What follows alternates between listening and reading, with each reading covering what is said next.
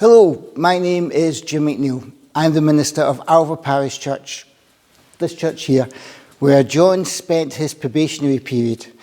And I'd like to thank the parish of Portsoy and also the Presbytery of Buchan for allowing me to say a few words tonight about John.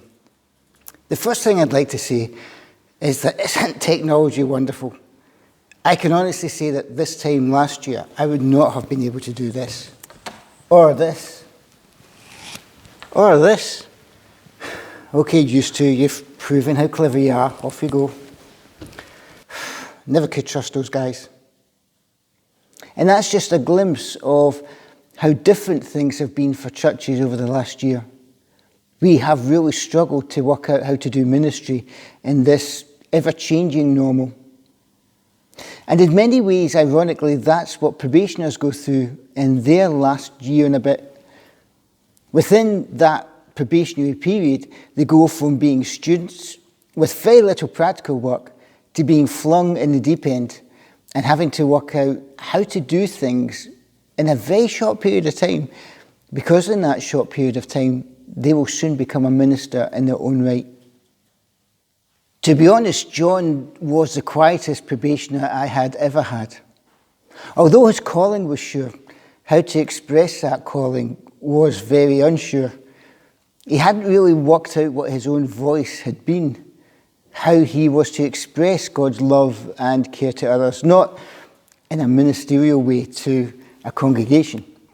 And within a year, we were going to take him right out of his comfort zone. That would go from being in a primary 1 class where he had to give God's message to a bunch of children with the attention span less than a goldfish, to working with 60 plus youth on a Friday night when they were completely and totally hyper, to sitting with family of bereaved, or sitting with the dying themselves in a hospice. To be honest, it was a joy for not only myself but the congregation to watch John develop and to see how he would express his love and care for others, how he would find his own voice, his own distinctive voice, and the way that he taught and the way that he showed God's love. Having found his own voice, John was very instrumental in helping us find ours. It was just over a year ago, just before Holy Week. The government had issued a pandemic warning and we were going to go into lockdown, and a small group of us got together to decide how we would respond. One option was not to do anything. We'd only be in lockdown for a couple of months, so we could just take a couple of months off. Another option was still to write the sermons and then have them on our website in printed form, written form, the way we always had done for years. But it was John who suggested that maybe we could record the services on our phone of all things. Well, to be honest, on his phone, because he had the fanciest phone of us all. That allowed us to get our message out there. He would take the recordings, he would edit them, then he'd hand them over to our tech team who'd put them on our webpage. And so our words could still be heard. Our message of hope was still going out there. Alva will always be grateful for the help that John gave us at that time.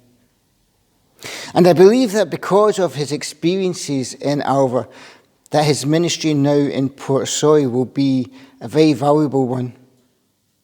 The world has changed between global pandemics and Brexit, between moving towards mega presbyteries and huge church readjustments as the church gets used to having 200 less ministers to support it. Things have changed. But the message hasn't changed. People still need the hope of Christ in their lives. People still need to know that they don't face their struggles alone. People still need the assurance and the strength that a community of faith can give them. I believe that John will help you find your voice to give that message. I believe that together, minister and congregation, God will reach out to the people of Portsoy with the hope and the joy and the love of God that they need. From the congregation of Alva to the congregation of Portsoy, may God bless you and your minister and all that you do in his name.